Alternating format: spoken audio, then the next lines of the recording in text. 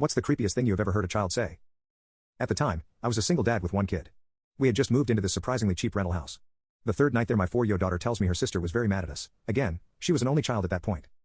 2 nights later, she comes running into my bedroom crying because her sister was giggling in a really scary way.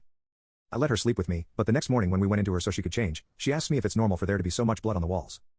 I packed our stuff in the car and moved out on our 6th day there. I had no one else to turn to except my brother, who at the time, we had a very poor relationship, but I called and asked for help. He was very surprised when he found out it wasn't just a relapse, and so offered to go back a couple of days later with a friend and get the rest of our stuff. He said the landlord was upset we moved so quickly, but that he'd been having problems keeping tenants for more than a couple of months at a time. His friend told me he offered the landlord to come back in a few nights and burn the place to the ground.